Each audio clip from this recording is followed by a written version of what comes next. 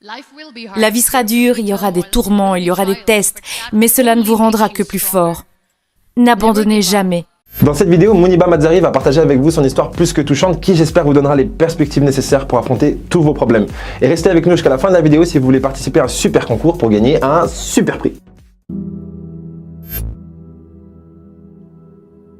C'est l'histoire d'une femme à qui la vie parfaitement imparfaite l'a transformée en ce qu'elle est aujourd'hui. C'est l'histoire d'une femme qui, en poursuivant ses rêves et ses aspirations, a aidé d'autres gens à réaliser que si vous pensez que votre vie est dure et que vous abandonnez à cause de ça parce que vous pensez que votre vie est injuste, pense à nouveau pas parce que lorsque vous pensez de cette façon, vous êtes injuste envers vous-même. C'est l'histoire d'une femme qui a aidé les gens à réaliser que des fois, les problèmes ne sont pas trop gros. Nous sommes trop petits parce que nous sommes pas capables de les gérer.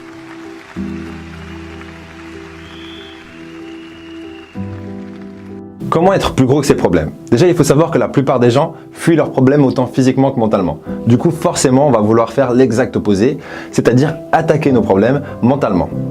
Plus précisément en visualisant, affronter ces problèmes avec succès. L'idée, ça va être de le faire autant de fois que possible. Le secret derrière la visualisation, c'est la répétition. Donc, l'idée, ça va être de vous visualiser en train d'affronter ces problèmes avec succès tous les jours. Pendant 5 minutes, vous vous asseyez, vous fermez les yeux et vous vous visualisez en train d'affronter vos problèmes avec succès. Jusqu'à ce que vous ayez réellement l'impression d'être plus gros que vos problèmes. À ce moment-là, vous serez plus gros que vos problèmes. J'avais 18 ans quand je me suis mariée. Je faisais partie d'une famille très conservatrice, une famille baloche, dans laquelle une gentille fille ne dit jamais non à ses parents. Mon père voulait que je me marie et tout ce que j'ai dit, c'est si ça te rend heureux, je dirais oui. Et bien sûr, ça n'a jamais été un mariage heureux.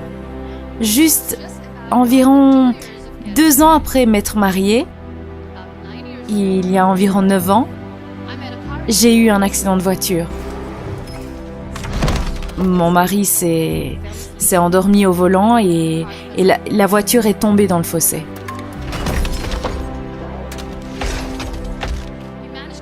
Il a réussi à sortir et se sauver. Je suis heureuse pour lui, mais je suis restée dans la voiture. J'ai eu énormément de blessures. La liste est un peu longue, mais n'ayez crainte, je vais parfaitement bien maintenant. Le radius et le cubitus dans mon bras droit étaient fracturés. Mon poignet était fracturé, mon épaule et ma clavicule étaient fracturées. Toute ma cage thoracique était fracturée et à cause de mes blessures à la cage thoracique, mon poumon et mon foie étaient intégralement touchés. Je pouvais pas respirer, j'ai perdu le contrôle sur ma continence urinaire. C'est pour ça que je dois porter un sac partout où je vais. Mais ces blessures m'ont complètement changé, moi et ma vie. 3 de mes vertèbres étaient totalement détruites et j'étais paralysée pour le restant de mes jours.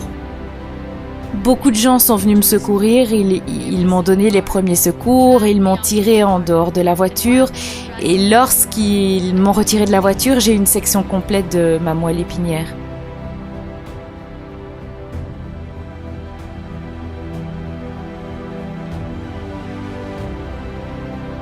Ces 2 mois et demi à l'hôpital ont été horribles. Je vais pas inventer des histoires juste pour vous inspirer. J'étais au bord du désespoir. Et un jour, le docteur est venu vers moi. Il m'a dit « J'ai entendu que vous vouliez devenir une artiste, mais vous êtes devenue une femme de famille, une femme au foyer. J'ai une mauvaise nouvelle pour vous. Vous serez plus capable de peindre à nouveau.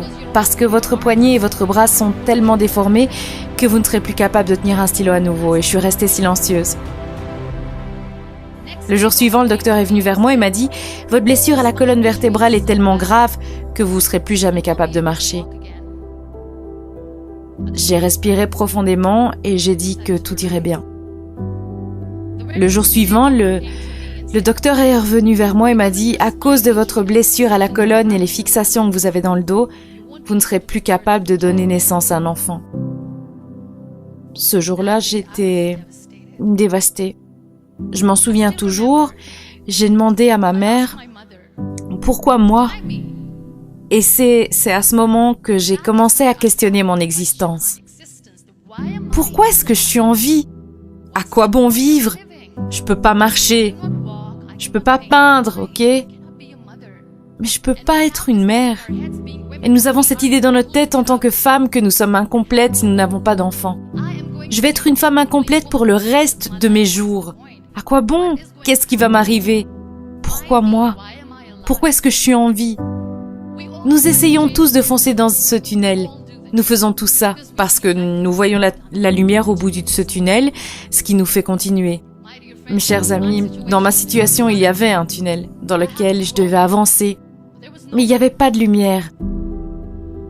C'est là que j'ai réalisé que les mots avaient le pouvoir de guérir les esprits. Ma mère m'a dit, ça aussi, ça passera. Dieu a un plus grand plan pour toi, je ne sais pas ce que c'est, mais il en a un.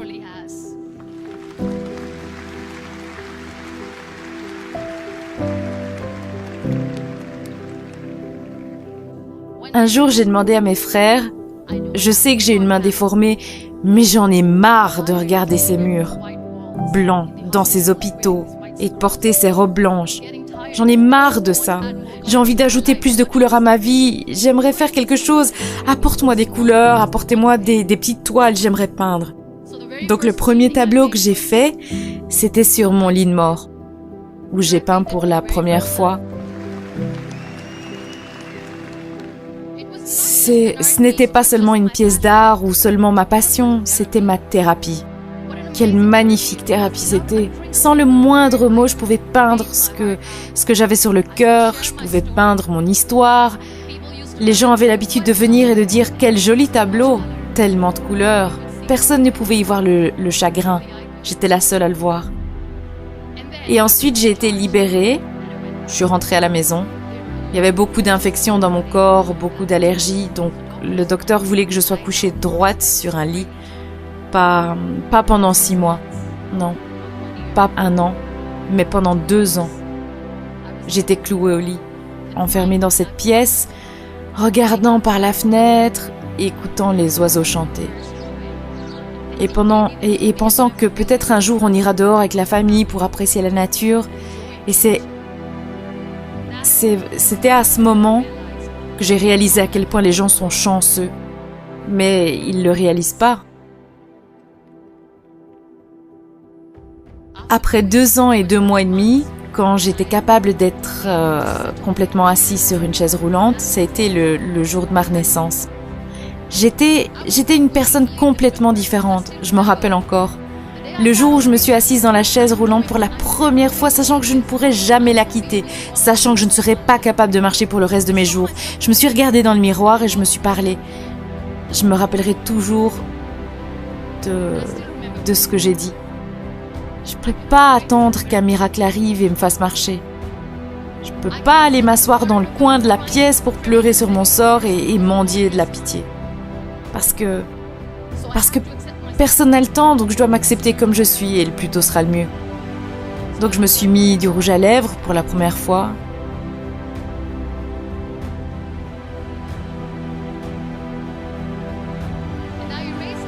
Je l'ai enlevé.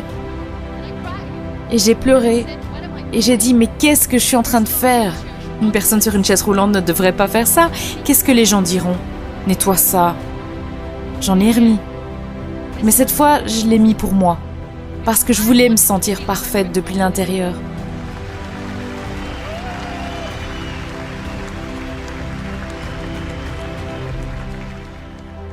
Depuis ce jour, j'ai décidé que j'allais vivre la vie pour moi-même. Je n'allais pas être cette personne parfaite pour quelqu'un. J'allais juste prendre ce moment et le rendre parfait pour moi.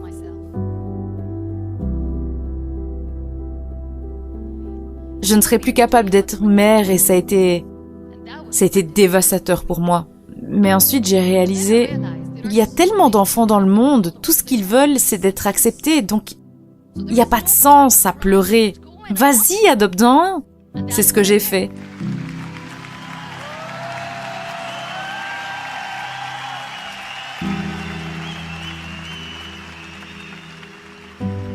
Mon fils, son nom c'est Nile. J'apprends tellement de cet enfant. La première chose, c'est la patience. Comment être patient? Quand tu sais que ta mère ne peut pas marcher. Quand tu sais que ta maman est différente des autres femmes.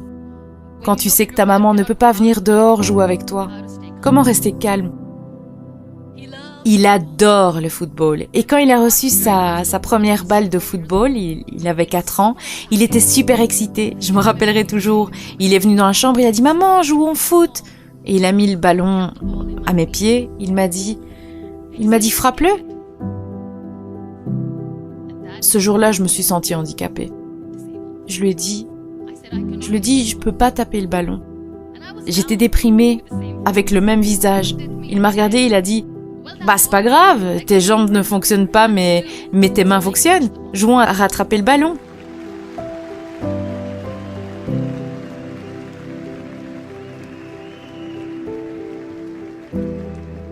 Vous savez, ce jour, il m'a fait réaliser que lorsque vous pensez que votre verre est à moitié vide, arrêtez, votre verre est à moitié plein aussi.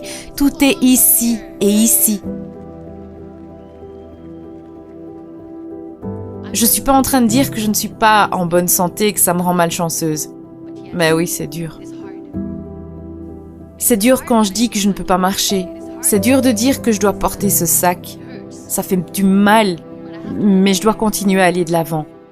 Parce que ne jamais abandonner est la bonne façon de vivre. Toujours. Lorsque j'ai décidé d'arrêter de faire de la musique, il y a énormément de personnes qui m'ont écrit « Mais non, n'abandonne pas, il faut persévérer !» Et ça me vexait un peu parce que j'avais pas l'impression d'abandonner. Dans le sens où j'allais devoir me lever tous les matins et j'allais toujours me lever avec l'idée de devenir une meilleure version de moi-même et de faire le mieux possible pour avancer dans la vie. Et les gens qui me disaient « Mais n'abandonne pas !» me vexaient parce que j'avais pas l'impression d'abandonner. Je changeais juste d'approche pour atteindre un objectif que j'avais. Et cet objectif, c'était d'impacter un maximum de personnes d'une façon ou d'une autre. La musique en était une. Et ce que j'ai envie de vous dire aujourd'hui, c'est vous regardez cette vidéo, donc vous êtes en vie. Et pour moi, c'est la preuve que vous n'avez pas abandonné et que vous êtes toujours dans la course. Du coup, je me réjouis de voir ce que vous allez faire dans le futur. Donc je vais terminer mon discours sur cette note. Vivez votre vie pleinement.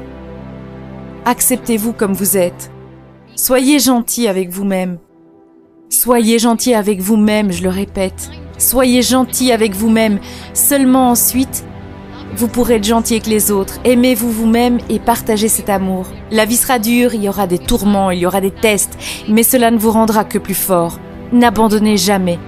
Le vrai bonheur se cache pas dans l'argent, ou le succès, ou la célébrité. J'ai tout ça et je n'en ai jamais voulu.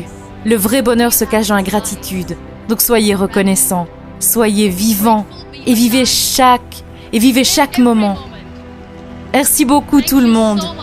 Merci.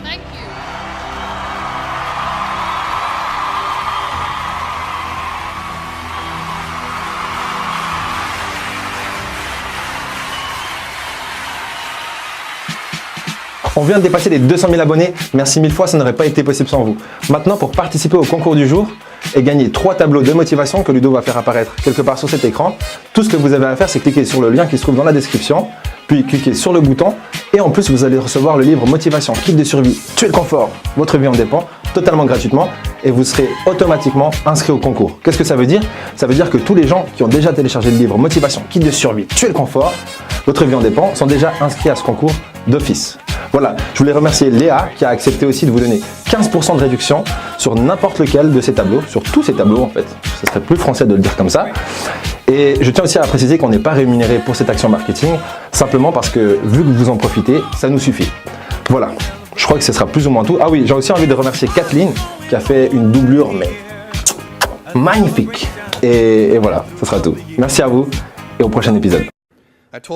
J'ai dit à ma femme Mackenzie que je voulais quitter mon job pour aller faire ce truc de malade qui ne marcherait probablement pas.